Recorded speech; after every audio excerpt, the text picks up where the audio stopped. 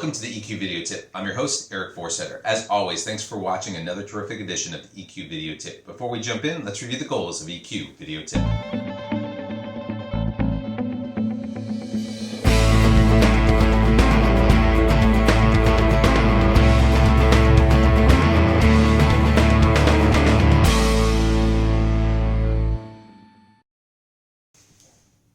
Welcome back. What's on tap for today? We're in the second half of Jeff Hayden's great article on how to set and achieve your biggest goals. And of course, this is all backed by neuroscience, which is really cool. Now, we talked about 4 different steps that you can use to get your goals achieved. We're going to talk about the next 5 that Jeff recommends to help you achieve your goals and measure your success. And it's important to understand that you have to follow a process to make this happen. So let's jump in and understand the next 5 goals for this achievement to happen.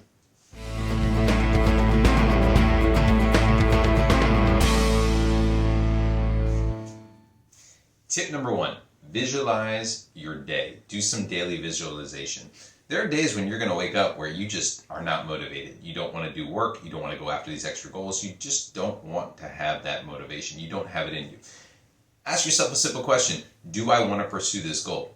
Yes or no? Do I want to do the things that will require me to go out and pursue this goal and actually make it happen? If you answer yes to both of these questions, then say, okay, I'm going to visualize what does success look like when I get this complete. Maybe it's I'm going to run a marathon. How does it feel when I cross that finish line?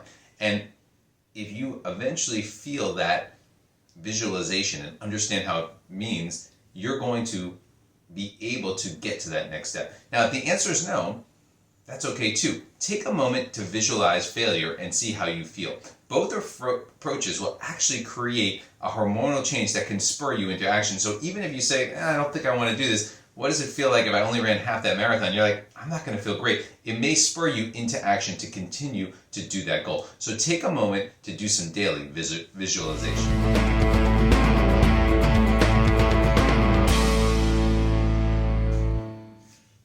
Tip number 2, don't tell people about your goal.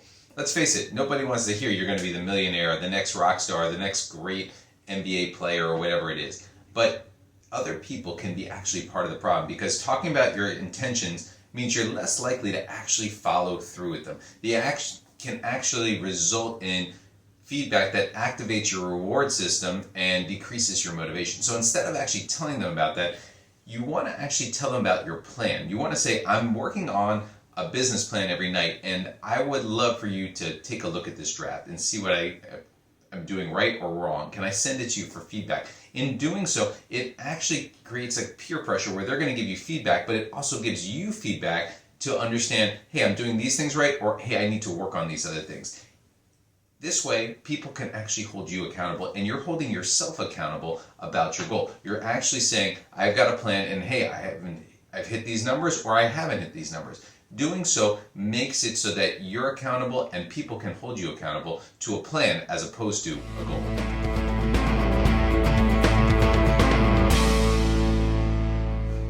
Tip number 3, harness your circadian rhythm. What do we mean by that? Well, we have different rhythms throughout the day. Sometimes we wake up, we're raring to go with energy. There's times maybe after lunch we're a little more tired because we ate and we're just fatigued from the morning ritual of working and doing those things. So try to figure out to prioritize your goal and working on it during your natural energy spikes. If you're a late night owl, find time at night. If it's, hey, first thing in the morning, this is what I need to work on it then. But make sure that you're following those circadian rhythms so that you're working on the goal or the plan for that matter, when you have a time that your circadian rhythm is lined up with your energy. In doing so, you will achieve your goal much faster.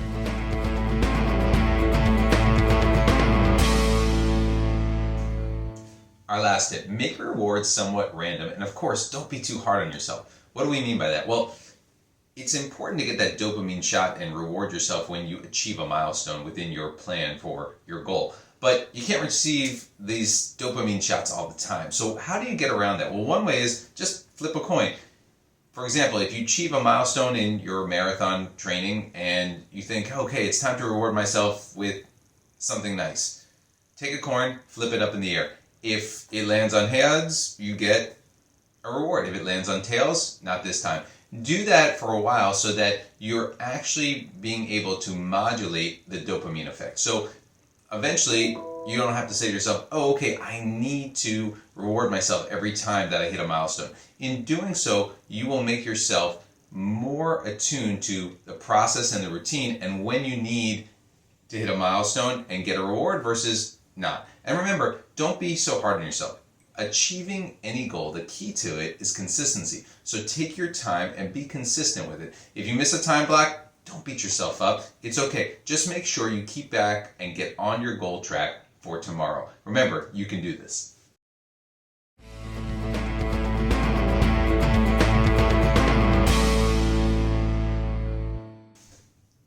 That's a wrap for this week's EQ video tip. This is a great article by Jeff Hayden. Remember, achieving one's goals is tough. It's a process. It's a grind. But if you put together a plan and you work through it and you follow Jeff's 9 tips, you will end up achieving that goal and rewarding yourself in the end.